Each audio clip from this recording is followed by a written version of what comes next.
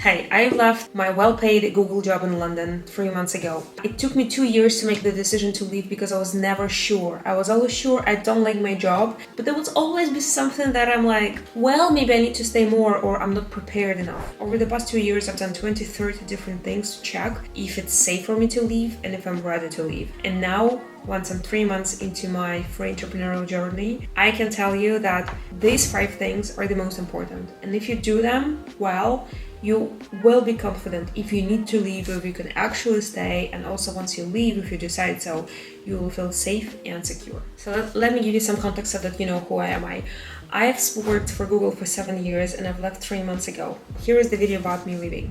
The reason I left was simple. I simply didn't like my job, just as many individual contributors here at work. I came to be a YouTube analyst and I really loved my job of consulting YouTube creators and helping them grow.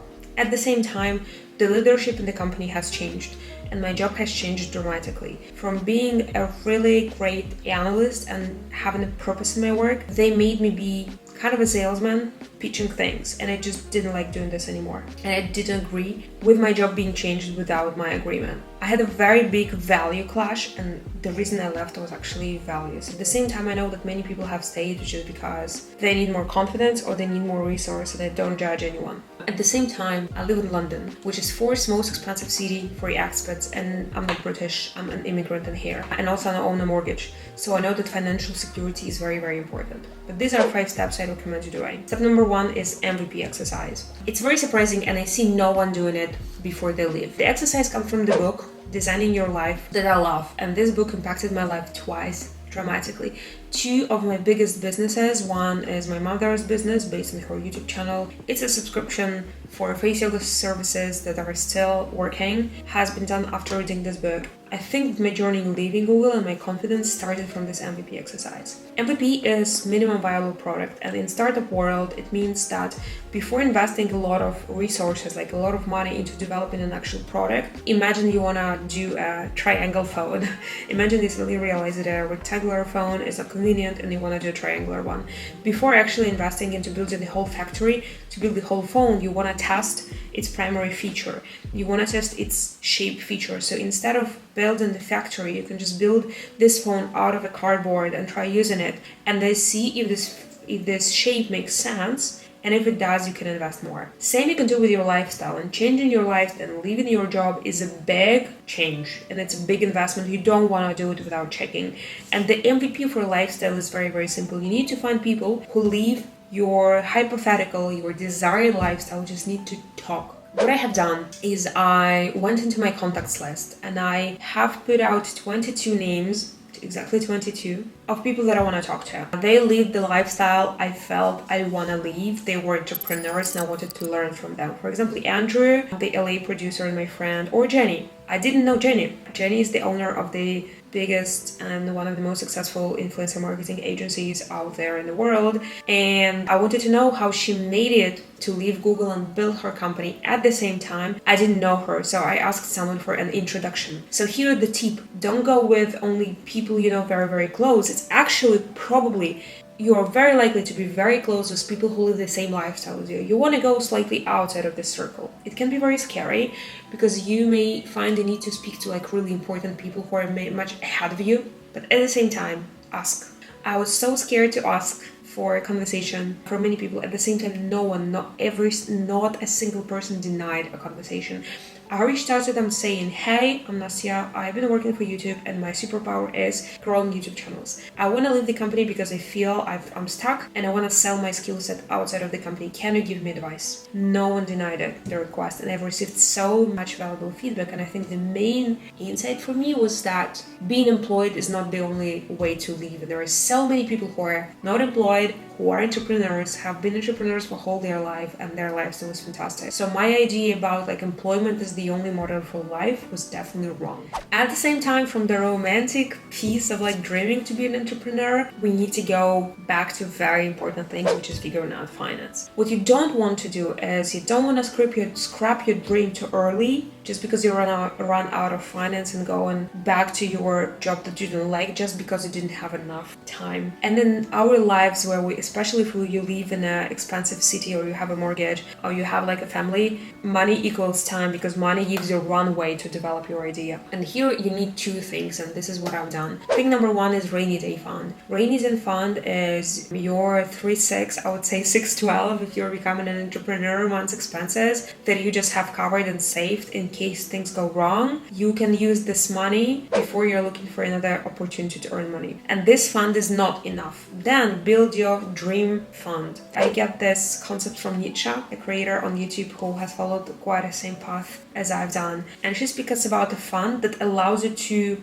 live on while you are building your dream. So it's not the same as rainy day fund. It's a fund that allows you to actually work and like pay yourself from your own savings while you are developing your business concept. And that's why, because you have this fund, you can feel relaxed and you can only focus on your actual product and the business and not on like the need to survive. To build this fund, you likely need to clean up your costs and decrease your spending. And this is a very sensitive thing to speak for me about, but during my whole life I felt I'm frugal until I actually left the company and I realized I've been spending so much of my salary for nothing. There is a notion called hedonistic treadmill, which basically means that once you start earning more, and in a company you earn slightly more every single year sometimes, you start spending more. Like instead of getting your salary increase or your bonus and saving it, you actually decide to spend it on something just because people around you spend it on something. Like they go to a white company to build to buy anything, or they buy the nicest furniture to their flat. And I don't judge, but this thing, if you are about to change your life, these things take over from your runway of building your dream. So just be mindful about this. What I've done and what I've changed, clothes. I realized I've bought way too many clothes and I can wear them forever. So that's why basically now I organize my wardrobe nicely with my stylist. By the way, here's her contact. And I just wear what I have and I just don't ever visit any shops. I also have another thing is eating at home. I've been doing it because I'm an athlete, but I see a lot of people eating out and doing takeaways, which is nice, I don't judge, but at the same time, you don't want to decrease your runway to build your dream just because you can't cook at home. Like, it's such a big cost in London. Also, I moved away from London. London is very expensive and maintaining lifestyle, just living anywhere in London is very expensive. So I decided to move somewhere outside. I am connected to London and I can come there every week, twice a week, even 3 times a week. But at the same time, I live in a much cheaper place that allows me to extend my runway even further. At the same time, I'm close to nature, I'm close to focus, and I need to speak to people a lot, but at the same time, I need a lot of solitude to work. So I think rethinking your lifestyle just beyond like takeaways, but like rethinking your lifestyle globally is very, very important. Also, this is not the concept I've invented. I recently listened to Scott Galloway, and one of his concepts is, think about your expenses and do you really need to live in New York? It's the American thing, I'm in Europe, or you need to move to a cheaper place that actually allows you to do what you want to do without just the prestige of this big city. I've done this massive change and I'm really, really happy. The least sexy thing that will be out here, but learn company finance. But if you have a payroll, I realize people don't really have a need to deal with a payroll. They just give the money and they go. But there are a lot of things that need to be done. I pay myself from LTD company, which means I cannot just take the money I've earned. This money includes VAT that I need to pay. This money includes the tax that I need to pay. Then I need to pay out the salary to myself or a dividend, and I also have company expenses. It's all what took so much stress for me. And I think if I were still in the corporate world, I would definitely dedicate some time to just learn the things, set up my accounting software, find accountants, and just realize how much I'm gonna pay myself. Okay, number 3, build your portfolio. This is very unexpected and very not typical for employed people to build portfolio. I even know that renewing the resume is very stressful and the resume has zero usability in entrepreneurial world. If you're gonna sell services like I do, like I see many people are coaches now, people will judge you by the result of your work, not by number of hours you can crunch, not by the brand you used to work for, but actually can you work with me and bring me measurable results. For example, for me this is, can I consult a channel and this channel will grow?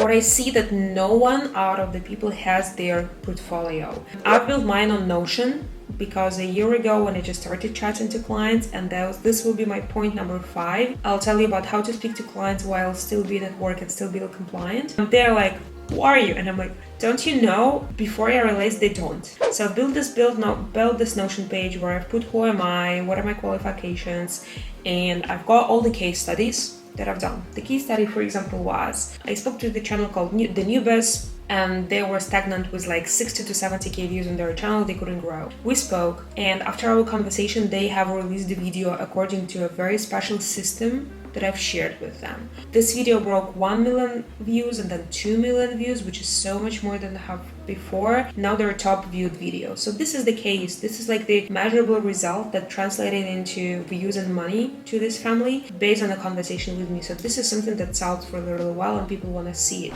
A lot of cases can be generated at work. If your work and your future job, your future service are correlated, just try to go through your work now, not as work you need to do, but as an exercise of building success cases. What I find at the regular job is you get the task for your manager, you have it done, and even if you've put months into doing this job, ultimately there is like nothing you have in your hand to do. For example, at Google, we would have a lot of internal projects for optimizing things. But the problem is, once you do the internal project, it's internal, so it's confidential, and you cannot share the results. I came to my manager and told them openly that I'm not doing any internal job anymore. What I do is I need to build my base of success cases. And luckily, part of my job allowed this, and I just negotiated the form of my job that I could only work with clients and I would only be external facing, and no external projects will ever touch on me. This decreased my chances for promotion. I didn't receive a promotion, but also this wasn't a goal. But because of this, I got a lot of success cases. And if you don't have success cases or your job doesn't allow you to do them on evenings and weekends. I realized I needed a very specific case, and I came to this channel called Curious Muse, and their Instagram had 2 to 5k views on the video, and I knew there was like so much more potential, so I begged them to allow myself to have them for free. And I did, and they hit 16 million in 3 weeks on a single video. Their account grew, I think, 5 times. And this is my success case. I've done it for free, and I knew that I'm investing into my future revenues, which helps me a lot. So basically, the idea is people in the corporation don't think about their brand enough, and your brand are the results of your work. So make sure you have a place where you pulled all the results and you can show them to people so people can trust you. I'm attaching the link to my original Notion in the description.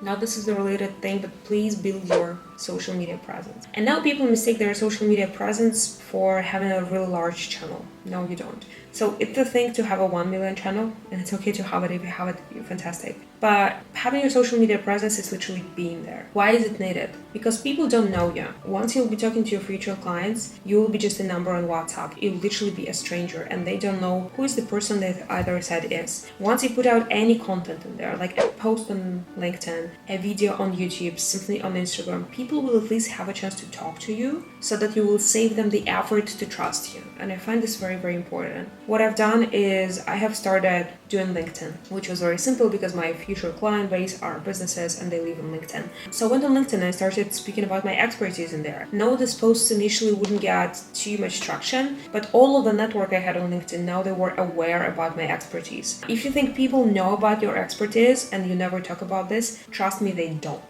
You likely don't even know what your friend does at work because you don't speak about it. So like the best thing is just try to proactively educate people about what you do. Don't worry about your reach. Don't worry that your post has like 5 likes or 6 likes. It doesn't really matter. What matters is like you put it out there and you start educating people way ahead of leaving. I've been doing this for a year. These are my results from LinkedIn. I got like 300,000 impressions, which means 300,000 times a pair of eyes would see who am I, which is obviously much better than not having this many eyes knowing who am I. And I receive leads on LinkedIn and very valuable conversations. Often the obstacle is that people are afraid they're being judged by their colleagues. My peers never judged me, or if they did, they never told me, which I'm really grateful for. But on the top, my managers and my leaders, they are reading my LinkedIn, they telling me how cool it is, that they enjoy it. I meet people on the street of London and they're like, I read your LinkedIn and it's so good and I'm so happy to hear it. And even they start referring clients to me. So the power of like just simply informing people around you who you are is unbelievably strong, and I just see people not using it because they're shy, which doesn't make sense.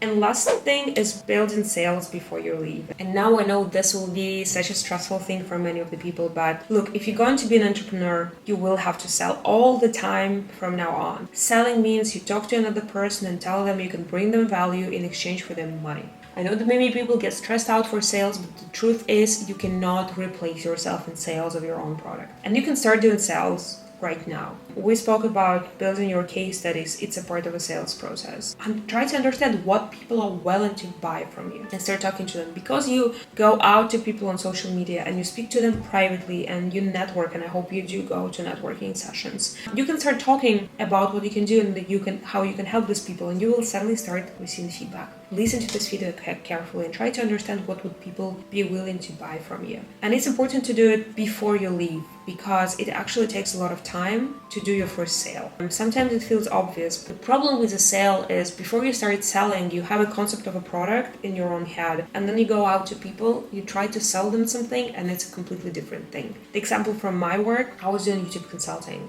And now when I come to people, like, I can consult you, and they're like, what will your consultancy do? What does it mean to consult? Is this a conversation? What is this? And I am tweaking my product. Now I'm doing channel audits. Now I'm doing launch consultations. Now I'm doing problem-solving consultations and troubleshooting consultations, and I do content strategy and I do production. And I just realized that what I've been doing and the image of the product I wanted to give to people is very, very different instead of what they want. And before I started talking to people, I had no idea. The beautiful thing about sales and compliance with a company, because many people are afraid that if they start selling, they actually deceiving their own employer. It's not true. Before you have a sale done on the contract, you don't do anything wrong, okay? So I was deep in negotiations with large clients before I left Google. And when I spoke to other people who left Google, everyone was doing the same. So it's totally okay to be working for a company and then start negotiating with your client and like being very open. Hey, I'm gonna leave and you'll be my first client and this is the contract. And you just make the date of the contract